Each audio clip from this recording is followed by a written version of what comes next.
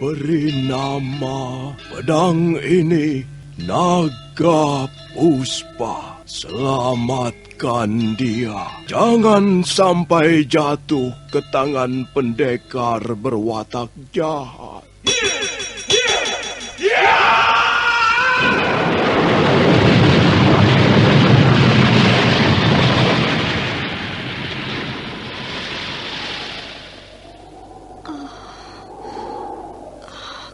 Kakang Kamandanu, kau masih juga tidak percaya bahwa aku mencintaimu. Meisin, maafkan aku, Meisin. Meisin. Meisin!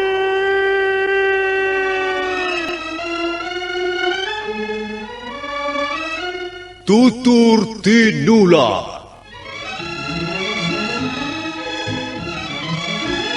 Sebuah sandiwara radio serial produksi Sanggar Cerita dan teater Sanggar Prativi. Sebuah kisah dengan latar belakang sejarah runtuhnya Singasari dan berdirinya Kerajaan Majapahit.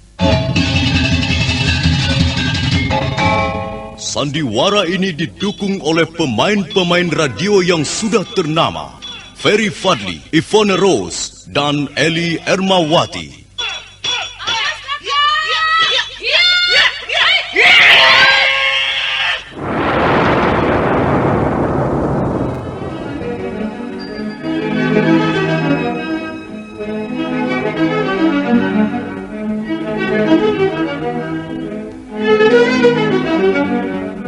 Cerita ini ditulis dan disusun oleh S. Tijab. Teknik dan montase dikerjakan oleh M. Pranoto dan Edwin Sutandi. Sutradara Bambang S. Kali ini mengetengahkan episode kedua dengan judul Kisah dari Seberang Lautan.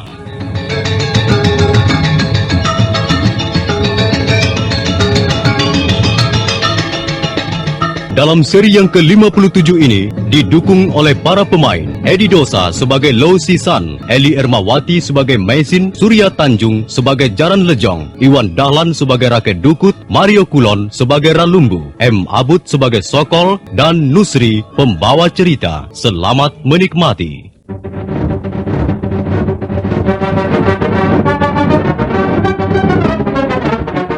Para penonton bergumam dan berbisik-bisik. Mereka berkerumun di sepanjang gelanggang dan mata mereka menatap ke tengah gelanggang. Sakawuni, Meisin dan pendekar Lo berada di tengah-tengah mereka.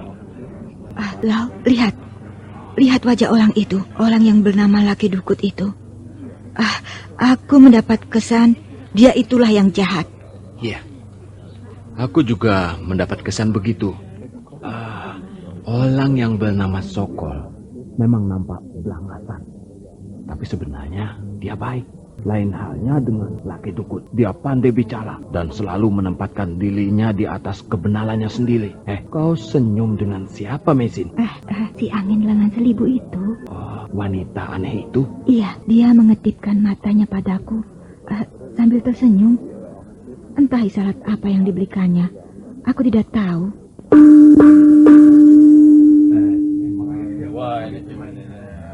Baiklah, baik. Kalau cara demikian yang kalian pilih untuk menyelesaikan perkara ini, aku, kepala desa, dan semua yang menonton di sekitar gelanggang ini akan menjadi saksi. Kalian berdua boleh berlaga secara ksatria. Kalian boleh menggunakan senjata yang kalian inginkan. Bahkan kalian boleh membuat cedera lawan kalian, asal jangan sampai ada yang tewas. Bagaimana yang keluar sebagai pemenang? Yang keluar sebagai pemenang akan dinyatakan sebagai tak bersalah dan bebas dari segala tuntutan dan hukuman. Tentu saja kalau dia memenangkan pertarungan ini dengan cara-cara yang sehat. Bagaimana dengan yang kalah? Yang kalah juga akan dinyatakan bebas dari hukuman dan segala tuntutan. Kecuali dia tidak mengalami cedera apa-apa. maka orang itu kuserahkan kepada kepala desa untuk mengadilinya lebih lanjut. Nah, pertandingan ini boleh dimulai.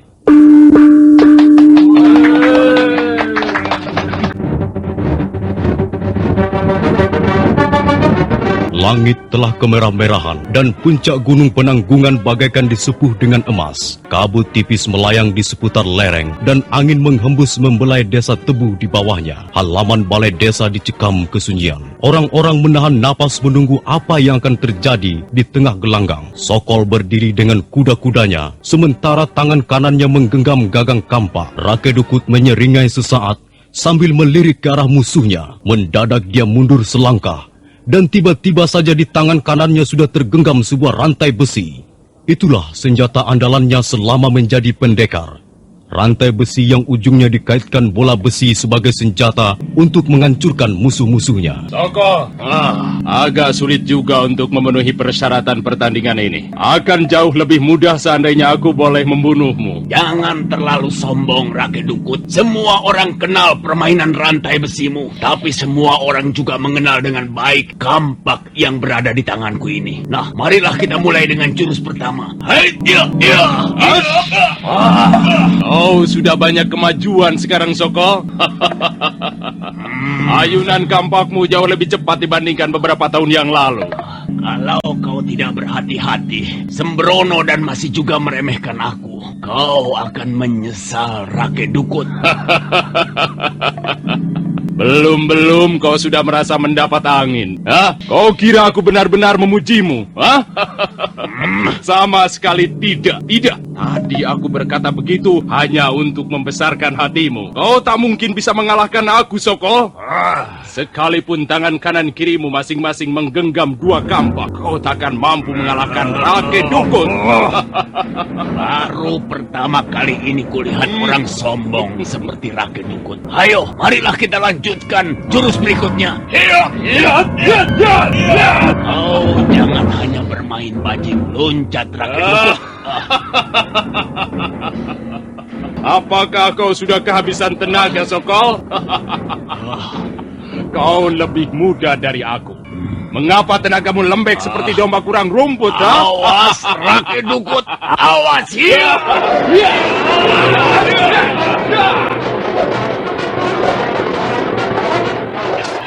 Orang itu memang culang. Siapa yang kau maksudkan, Lau? Orang yang bernama Rake Dukut itu memang licik dan culang. Menurut pendapatmu, siapa yang akan keluar sebagai pemenang? Sebenarnya Sokol bisa mengimbangi permainan Rake Dukut. Kemampuan mereka tidak selisih banyak, tapi Sokol terpancing. Rake Dukut memang sengaja membuat Sokol malah. Dengan begitu permainan, ya nampaknya kurang telalah dan pertahanannya menjadi lemah. Iya, kau benar, Lau. Sokol nampaknya sangat bernafsu menyerang lawannya. Dan hal itu justru akan membahayakan dirinya sendiri. Nah, lihat. Serangan-serangannya banyak yang ngawul. Lupanya dia sudah sangat kesal karena dianggap enteng lawannya.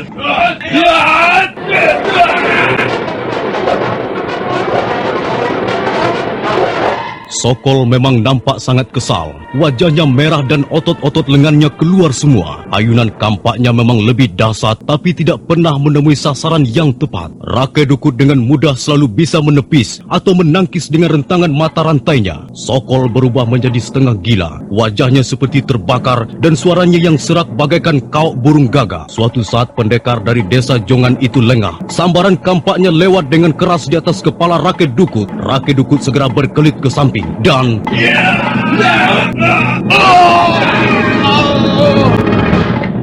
Sokol mendekap dadanya, mulutnya meringis menahan rasa sakit, sementara matanya mendelik. Para penonton saling berpandangan.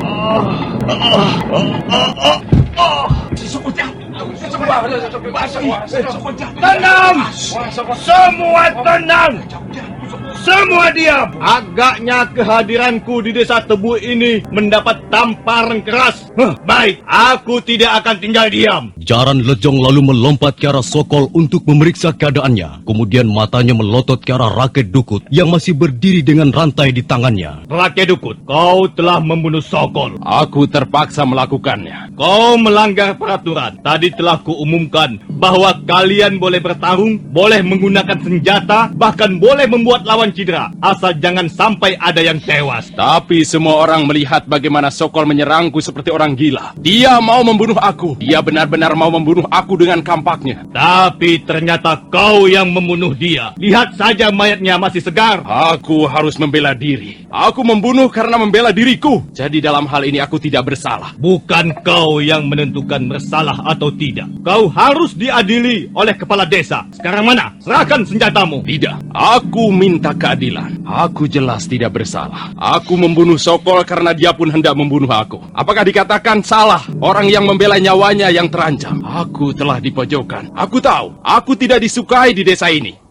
Tapi kalian tidak bisa berbuat semena-mena. Raket Dukut, tidak ada yang memojokkan kamu. Kalau kau tidak terima, kau bisa membela diri di depan kepala desa. Tapi kau harus ditahan untuk diperiksa. Ayo, serahkan senjatamu itu dan ikut aku. Tidak. Jadi kau melawan. Kalau terpaksa, aku akan melawan. Kurang ajar. Iya.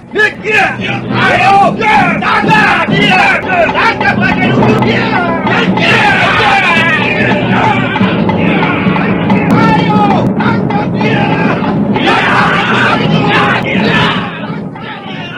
Orang-orang desa Tebu serentak menyerang Raket Dukut yang memang pada dasarnya kurang disukai karena kelicikan dan kecurangannya. Tapi Raket Dukut tidak tinggal diam. Dengan senjata rantainya dia berusaha mematahkan gempuran lawan-lawannya. Dua orang terjungkal roboh dengan kepala pecah begitu kena sambaran bola besi yang mendesing ke sana kemari. Orang-orang desa tambah marah. Mereka pun terus memburu Raket Dukut yang berusaha melarikan diri karena merasa terdesak. Ayo, tangkap dia.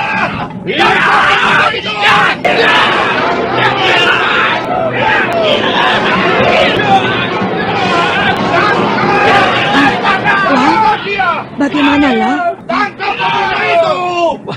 Lau, apa yang akan kita lakukan? Mana gadis aneh itu? Entahlah. Begitu orang-orang mengejar Raket Dukut, tiba-tiba dia menghilang. Itu dia, Lau. Dia mengabulkan kudanya ke arah hutan talik. Ayo, kita ikuti dia. Ayo.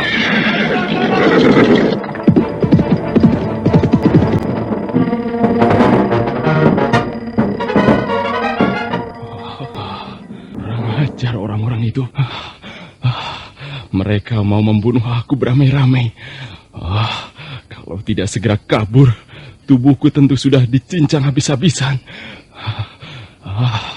Untung malam segera turun. Kalaupun mereka terus mengejar, mereka tak akan bisa melihatku karena gelap. Memang malam telah turun menyelimuti seluruh hutan tarik. Kabut tipis melayang ringan seperti kapas yang direntangkan tangan-tangan halus. Raket Dukut terus melarikan diri. Kini pendekar rantai besi itu berusaha menyeberangi sebuah padang belukar. Mendadak jantung Raket Dukut seakan berhenti berdetak ketika melihat datangnya sebuah bayangan berkelebat ringan ke arah dirinya. Bayangan itu melompat-lompat bagaikan terbang di atas semak belukar.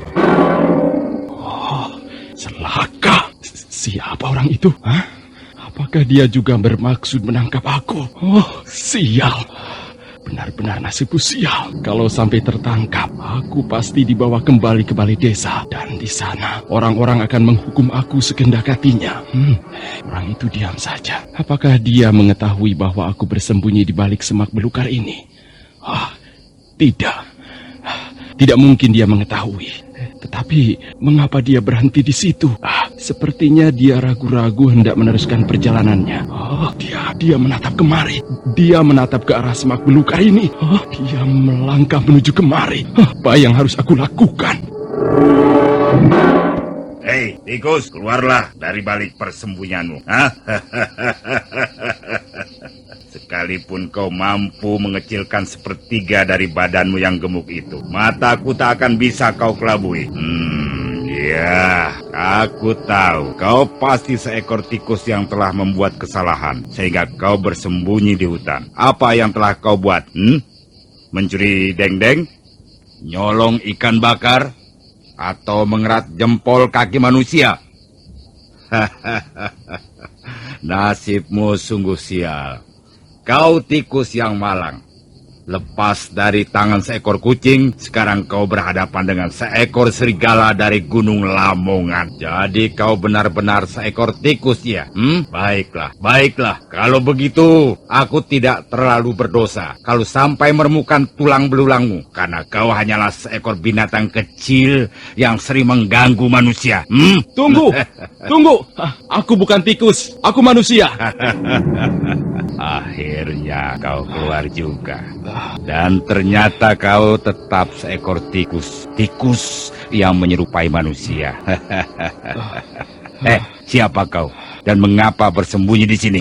Namaku Rake Dukut. Aku dikejar-kejar oleh orang-orang desa Tebu. Apa salahmu hingga dikejar-kejar? Mereka menuduhku telah membunuh seseorang. Siapa yang kau bunuh itu? Sokol. Siapa Sokol? Dia seorang pendekar dari desa Jongan. Dia juga terkenal dengan sebutan si kampak karena senjata yang digunakan berupa kampak. Mengapa kau membunuh si kampak itu? Kami bertanding di tengah gelanggang, di depan orang-orang banyak di desa Tebu, dan disaksikan beberapa petugas dari pemerintah Kediri. Selanjutnya Rakyat Dukut menceritakan jalannya peristiwa pembunuhan Sokol. Tapi tentu saja cerita itu sudah disusun sedemikian rupa sehingga menutupi kecurangan dan kelicikannya.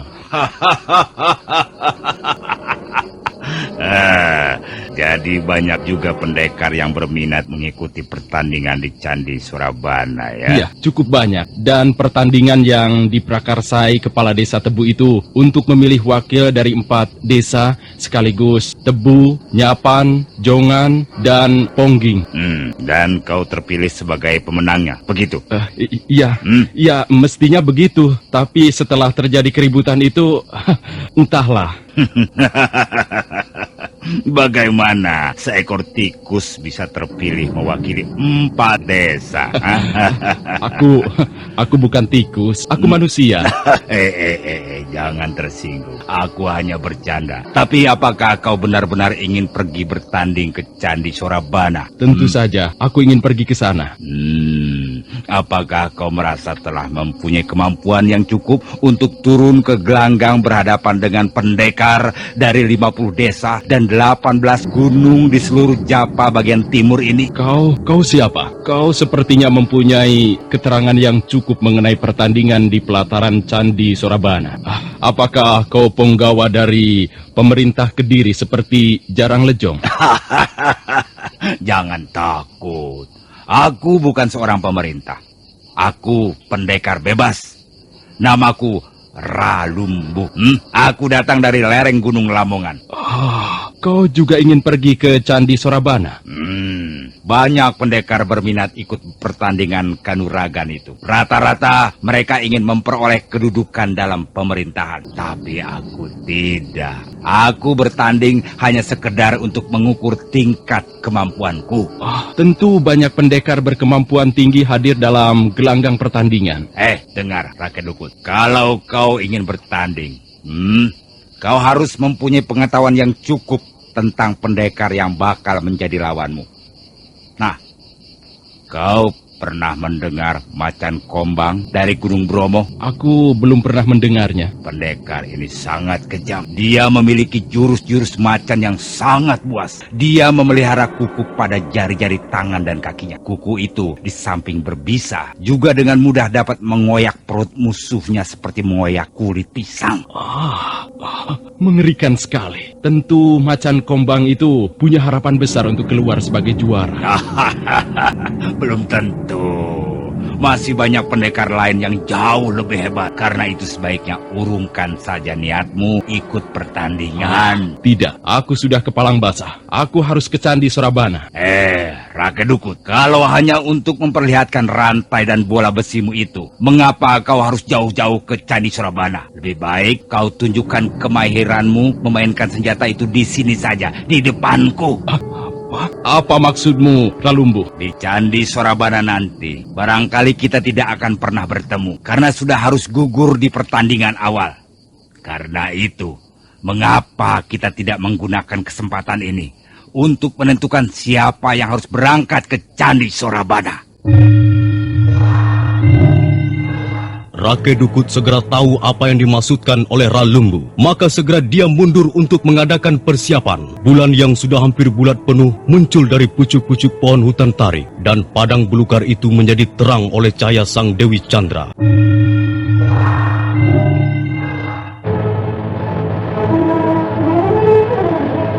Hutan tarik yang dikelilingi sungai berantas dengan anak-anak sungainya dan di sebelah selatan dipagari 3 buah gunung. Gunung Pananggungan, Anjasmara, dan Arjuno malam itu telah terbenam dalam kegelapan. Namun, tidak seluruhnya daerah itu menjadi gelap. Sebagian lembah yang berupa dataran yang banyak ditumbuhi semak belukar menjadi terang oleh cahaya bulan yang mulai naik memanjat puncak-puncak pohon. Rake Dukut, kau boleh kurang pengalaman atau ilmu yang kau miliki rendah. Tapi jangan menjadi orang bodoh dengan ikut dalam pertandingan kanuragan di pelataran Candi Sorabana besok malam. Aku sudah kepalang basah. Aku harus ikut pertandingan itu. Apa yang kau andalkan? Senjatamu rantai dengan bola besi itu? Rake Dukut, kalau hanya untuk pamer senjata macam itu tidak usah ke Candi Sorabana. Di sini saja, di depanku saja cukup. Apa maksudmu, Ralumbu? Di Candi Sorabana nanti, barangkali kita tidak akan bertemu karena sudah gugur pada tahap pertandingan awal. Maka aku pikir lebih baik kita bertanding di sini saja, Rake Dukut. Di samping itu, sebelum kau masuk ke gelanggang yang lebih terhormat, aku ingin mencoba sampai sejauh mana kehebatan senjataku ini.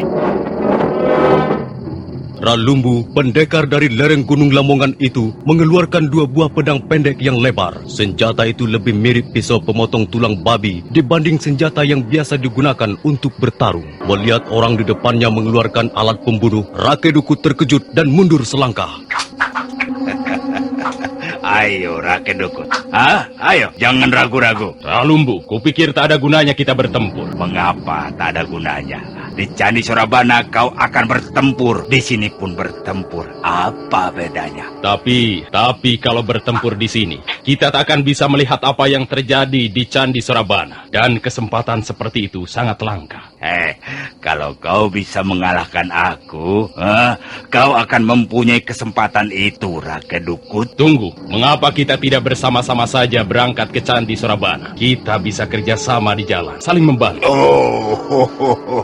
Aku tidak butuh bantuan seekor tikus. Nah, bersiaplah, Rake Dukut. Awas. Yup. Tunggu, Ralumbu, tunggu. Aku tak akan bisa mengalahkanmu. Terlambat.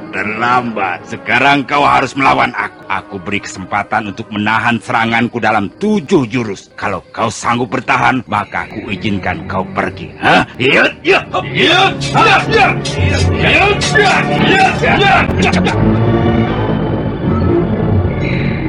Ralumbu terus menyerang dengan 2 pedang pendeknya. Serangan-serangannya memang sangat cepat dan berbahaya. Rake Dukut dengan kebingungan berusaha menahan serangan lawannya. Dia melompat kiri kanan, bergulingan di tanah sambil menangkis sabetan pedang Ralumbu yang terus memburunya.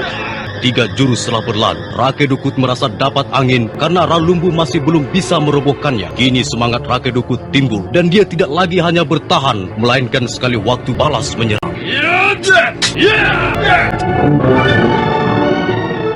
Bagus. Permainan rantai besimu ternyata lumayan juga. Karena kau memaksa juga.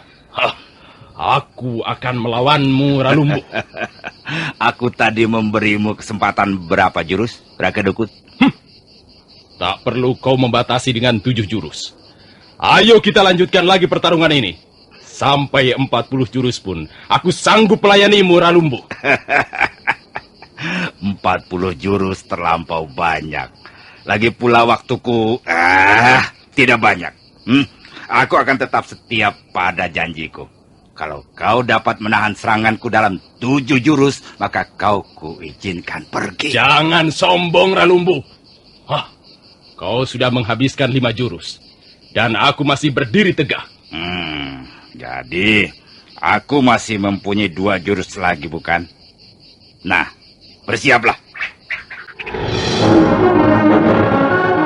Pendekar dari lereng Gunung Lamongan itu melompat mundur 2 depa. Kemudian kedua belah tangannya yang menggenggam pedang menyilang di depan dada. Rake Dukut, kalau kau mampu menahan jurus andalanku ini, baiklah, aku menyerah.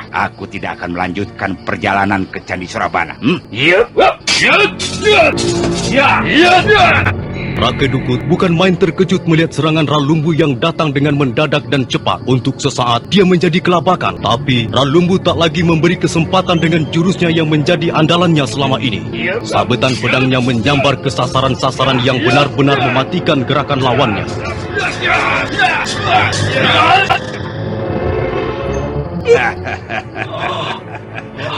Tunggu, Ralumbu. Aku baru menyelesaikan gebrakan yang pertama, Rake Dukut. Masih punya sisa 1 jurus lagi. Nah, bersiaplah untuk menghadapi jurusku berikutnya.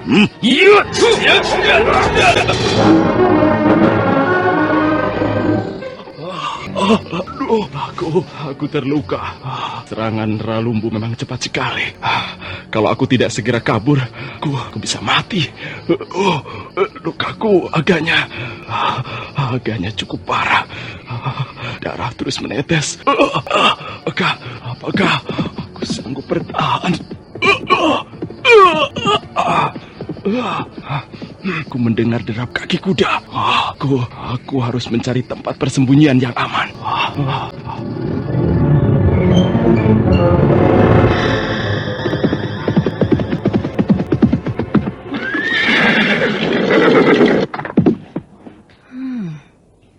Aku melihat ada ceceran darah yang sudah mengering di sela-sela rumput.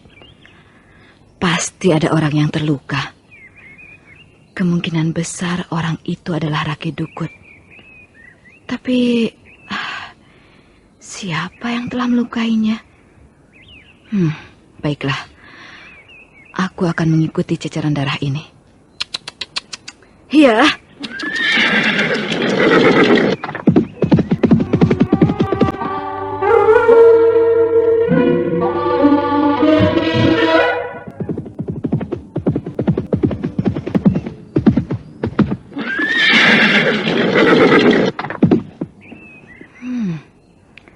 Ceceran darah itu semakin banyak di sekitar tempat ini. Pasti orang yang terluka itu tak jauh dari sini. Penunggang kuda yang tak lain adalah gadis aneh itu melangkah perlahan-lahan ke sebuah pohon jati yang besar. Dan begitu sampai di bawahnya, dia melihat sesosok tubuh terkapar di atas akar pohon. Di sebelahnya ada rantai besi yang terletak melilit tumbuhan semak belukar. Rantai besi itu pun berlumuran darah yang sudah mengering. Ketika gadis aneh itu berusaha lebih mendekat, orang yang terluka yang tak lain adalah Rake Dukut membuka matanya. Kau datang untuk membunuh aku, bukan? Ayo, bunuhlah aku. Bunuhlah Rake Dukut. Aku memang tak pantas hidup lagi. Siapa yang telah melukaimu, Rake Dukut? Apa perlunya kau tahu? Apakah dia orang desa Tebuh? Bukan.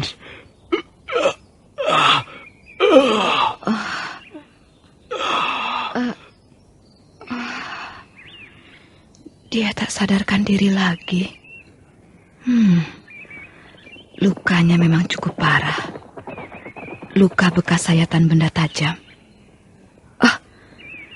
Ada rombongan orang berkuda.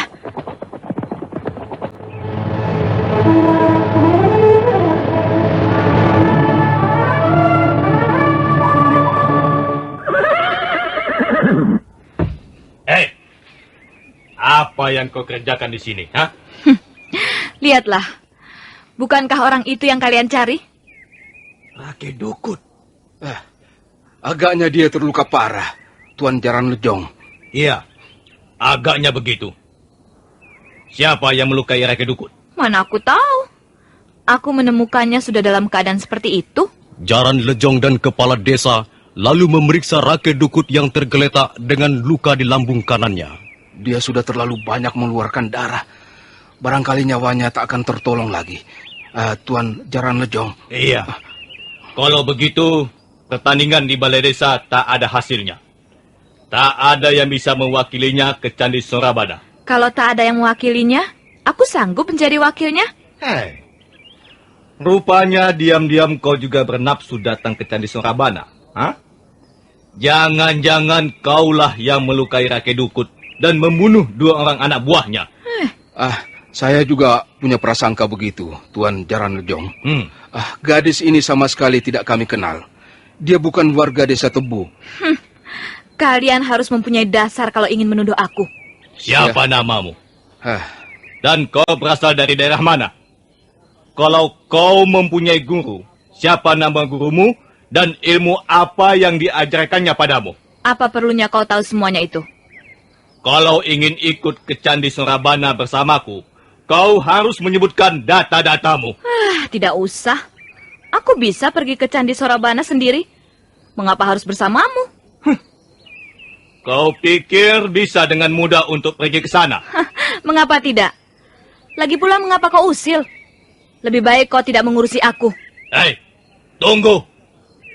Sekarang aku bertambah curiga padamu. Kau pasti mempunyai maksud yang kurang baik. Benar, Tuan. Mungkin memang dia inilah yang menjadi biang keladi keributan di balai desa. Dan sekarang dia sudah membunuh Rake Dukut. Dia harus ditahan. Iya, kau harus ditahan. Kalau demikian keinginan kalian, silahkan. Tapi aku tidak akan tinggal diam. Oh, jadi kau mau melawan? Oh, aku tidak mau ditahan tanpa kesalahan. Itu yang lebih tepat. Kalau kau tidak mau, kami akan memaksamu. Iya, jumlah kita lebih banyak, Tuan. Mana bisa gadis liar itu melawan orang sebanyak ini? Kalau kau menyerah, mungkin kau akan bebas setelah diperiksa dan terbukti tidak bersalah. Tapi untuk menjadi wakil 4 desa, Tebu, Jongan, Jaban, dan Pongging sekaligus, barangkali itu hanya mimpi buruk. Lupakan saja soal Candi Sorabana. Lebih baik kau pulang ke rumahmu. Mungkin kau sudah dicari-cari orang tuamu. Terima kasih atas saran dan nasihatmu yang menggelikan, Tuan Jarang Lejong. Aku pun menyesal ingin mewakili 4 desa untuk pergi ke Candi Sorabana. Baiklah, aku membatalkan keinginanku itu.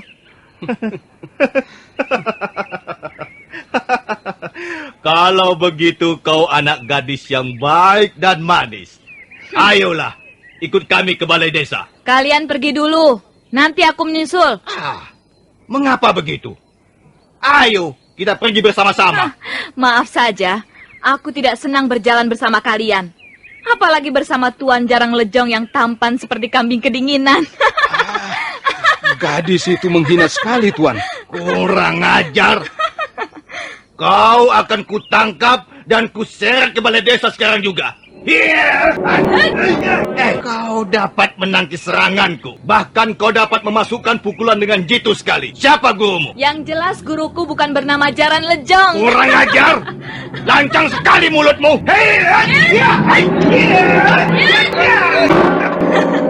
Bagaimana Tuan Jarang Lejong? Masih ingin menangkap aku dan menyeret aku ke balai desa? Dia semakin kurang ajar, Tuan. Ayo, tangkap gadis liar itu. Ringkus dia. Tunggu, tidak usah.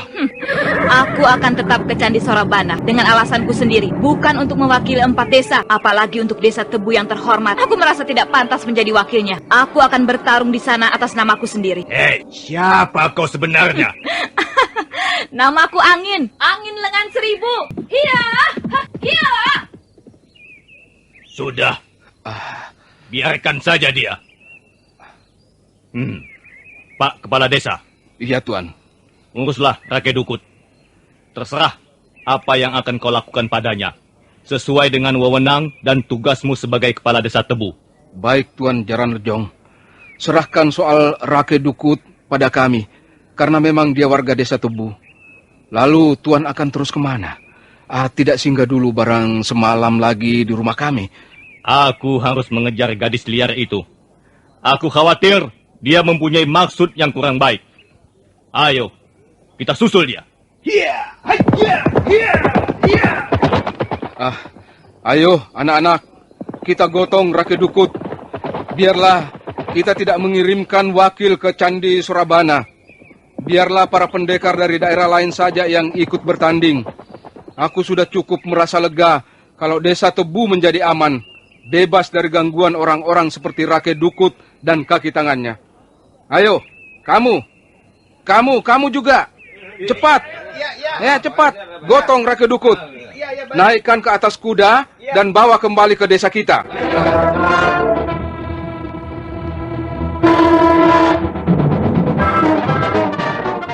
Lau, agaknya kita kembali tersesat. Iya, lupanya begitu, Messi. Kita telah kehilangan jejak mengikuti gadis aneh itu. Sepertinya kita semakin jauh dari desa Tebu. Di depan itu nampak ada beberapa gugusan bukit. Kita sudah tiba di kaki bukit penanggungan, Mesin. Mau kemana kita sekarang? Nah, marilah kita lihat suasana di sekitar daerah ini dari sebelah sana, dari atas bukit. Ayo.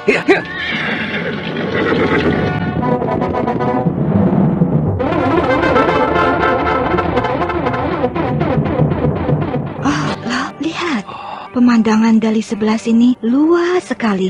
Aku melihat ada anak sungai mengalir di balik rimbunan pohon itu. Iya. Aku melihat sesuatu yang lain, Mesin. Coba kau perhatikan di sebelah sana. Di sebelah sungai itu ada dua bangunan berjajal seperti menala dari batu-batu yang disusun rapi sekali. Lau, ada rombongan orang-orang berkuda. Iya. Rupanya di bawah kita ada jalanan yang cukup lebar. Pendekar Lau dan Mesin mengamati rombongan orang-orang berkuda itu sampai lenyap di balik rimbunan pohon-pohon. Mereka sama sekali tidak menyadari kehadiran orang lain di dekat mereka. Sepasang mata terus menatap gerak-gerik mereka dari balik tempat yang tersembunyi.